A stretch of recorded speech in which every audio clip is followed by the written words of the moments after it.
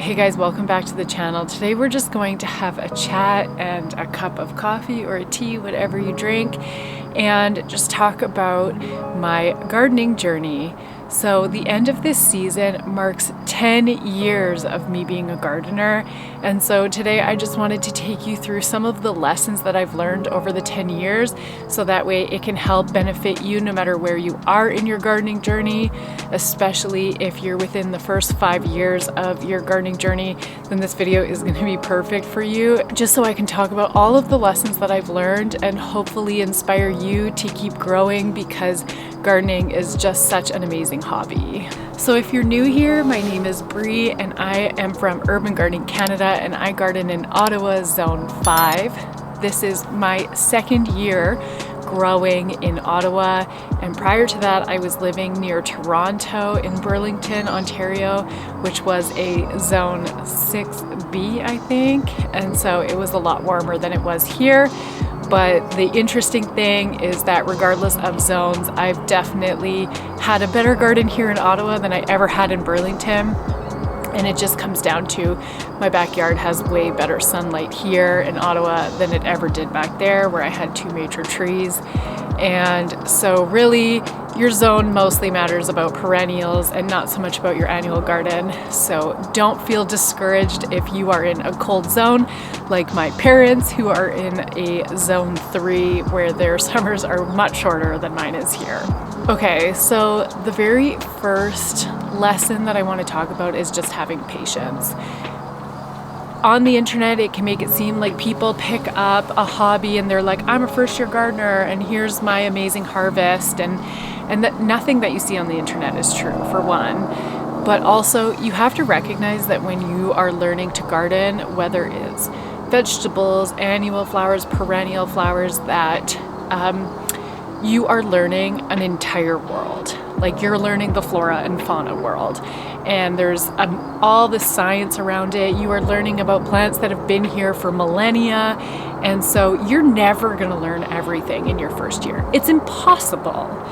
I'm still learning stuff all the time, and I've been here for 10 years, because you are learning an entire ecosystem. You're learning literal nature, and so there are so many things that are outside of your control, and you're working with living beings, living items that the weather can affect, and there's so many factors on it. So just be patient with yourself, which I guess comes down to also being easy on yourself as well. So if you can't grow from seed this year, who cares? Buy seedlings and learn to grow from seed next year, or learn to grow one type of seed this year and then add in seeds next year. Like, just go slow, take it easy, and really like enjoy the process, and just take it one step at a time. You don't need to grow everything. And that comes to my second point, where when you first get into gardening, you literally want to grow everything. And you might get these seed catalogs that come with this rainbow of color and all these amazing things, and it is so hard to not grow everything. And the problem with that is, especially if you grow on a balcony or in a backyard, your space is limited. And so you need to decide on if you want to grow what you eat or if you just want to grow fun things. And I would say for my first year or two of gardening, before I really got into it, I grew what I ate. And then you get more deep into the hobby, and then all of a sudden you're like, this is so cool, look at all these things I could grow, and you get into the catalogs, and then 75% of my garden was just random things that I thought were cool, but I didn't know how to cook them, I didn't know how to eat them. A lot of them, the seeds came out of the US, so they didn't work in my Canadian garden. So then I had failures. I had things like butterfly pea, because I was like, oh cool, I can make my drinks pink, but it doesn't really grow well in Canada. Or passion fruit flowers, another one. And so I ended up with a garden where it was like full of plants, but production just didn't exist. And so a really important rule, in my opinion, if you know the Pareto rule, I I swear it applies to everything, and I guess that's the purpose of it, is plant 80% of what you eat and leave 20% of space for something fun and unusual to try. So for me, this year, I very much doubled down on what I eat because groceries are expensive, and so why wouldn't I grow what I eat in my backyard? So I filled it with peppers and eggplants and zucchini. I grew tomato varieties for making tomato sauce or sun-dried tomatoes, and then leafy greens because I love them. It's still a really wide array of things. Edamame, because we love snacking on edamame. But my one thing that I tried new this year was sweet potatoes.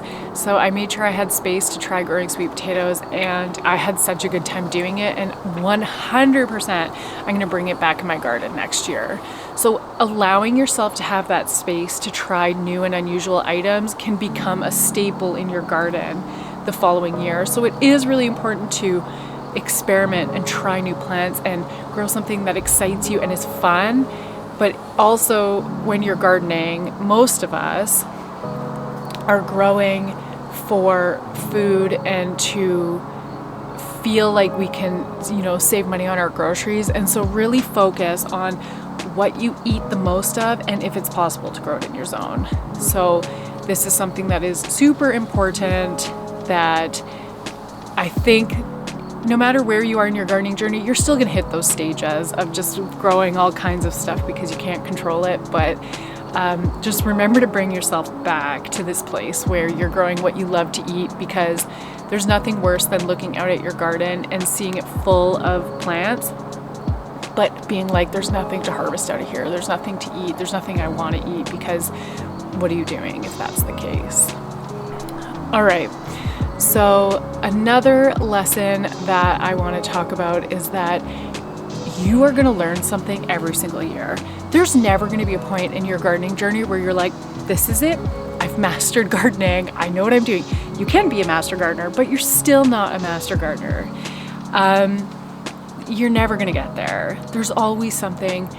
I am the type of personality that when I get into something, I go head first. I go crazy for it. I read every book. I watch every show. I learn constantly. Like, that's just my personality. And 10 years later, I still don't know everything. I still learn new things. And there's a specific type of gardening you're going to choose to get into. I grow annual and perennial flowers, but I'm not an expert on either of them. I'm a food grower mainly, but I'm not an expert on perennial foods. I mainly grow annual foods. And even there's fruit bushes and fruit trees. I would love to get into that. There's so much information out there that you can be learning, and you're never ever gonna perfect it all. Maybe when you're 80 and you've been doing this for 70 years, like maybe, who knows? But it's gonna take a long way. And I learned from so many amazing people online and from books, and just you stumble upon a picture that someone's sharing of something, and the next thing you know, it happens in your garden again, like to you, and you're like, hey, I recognize this happening. And so you're always going to be learning. And honestly, like, not only is it like reading books or watching shows about it, but also it's just like getting your hands in the garden and doing it. And then every year will be different. You're never going to have the same year twice. Whether it's the weather, a drought or a ton of rain, or it's cloudy all the season, or it's sunny, like, you're never ever going to have the same season. And one year you can have no pests in your garden, and the next year you can be, especially on your first year garden, you won't have any pests on your first year garden. They don't even know you exist. But that second and third year, they're coming for you. But it's also animals. Like when we had groundhogs here last year, that was my first time ever having groundhogs, and holy moly, I had no idea how hungry they are. They cause so much damage. Or if you move to the country, all of a sudden you have deer to contend with. Those deer will eat anything and everything, and you're looking at building 12-foot tall fences with a roof on them around your garden. Like, you're going to be learning for life. And you can start in one small area, like me, with annual vegetables, and then slowly move your way to annual flowers, and then to perennial flowers and perennial food, and then fruit bushes. Like you're always going to be learning. So don't think that you'll ever learn it all, and don't feel like you don't know anything and therefore you shouldn't, because I can tell you that there is still so much I can learn 10 years later. And so really don't ever feel like you don't know enough, because it's never going to end. You're going to just keep on learning. Okay, so then this is the next one, is that what gardening looked like 10 years ago and what gardening looks like now is not the same, because the weather is changing. We are seeing so many more storms. The West Coast is in like a 5-year drought. It's been a long time now. All of the West Coast in Canada and America are just seeing droughts. And here in Ottawa, we have gotten so much rain the last 2 years. The East Coast is getting hit by the hurricanes that are going by through the Atlantic. And so gardening has changed a lot. And so what was easy before is no longer easy. And I worry about farmers as well, because really, like, when we grow a garden, it's just to supplement our meals. It's nice to go out and be like, oh, I'm gonna get some spinach to throw into this soup that we're making. And that's really what our gardens are for. They're not, like, if you grow in a home garden, you just don't have the square footage to grow all the groceries that you need for your house. And so really we rely on our farmers. And as the weather is getting crazier, then the farmers are dealing with harder stuff. I've read articles now that seed suppliers are getting out of the business because the weather's too volatile and they can't make a living growing seeds anymore. And we have farmers here at the farmers market whose prices are really high and their selection's really low. And when I talk to them about it, they just say that their fields got flooded and they lost all of their food.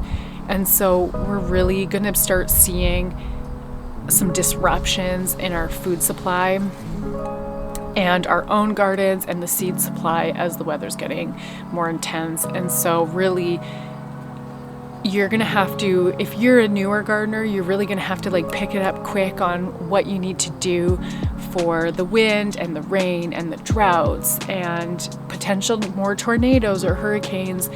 And we're just gonna have to keep a closer eye on our food supply, our food chain because of that.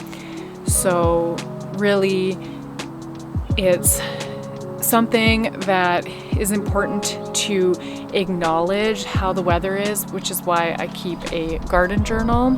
So that way I can look back and be like, this is what happened last year and this is what's happening this year. And so I can make constant changes to it. And if you are feeling this, if you've been gardening for 4, 5, 6 years and you're really noticing that the way you gardened before and the way you are gardening now aren't keeping up with the weather patterns, I have actually built a new course that is coming out that's all about gardening during climate change and this changing climate. And it's really meant to help you strengthen your garden so that way you're not losing your plants to hail, you're not losing your plants to drought, you're not losing your plants to a windstorm.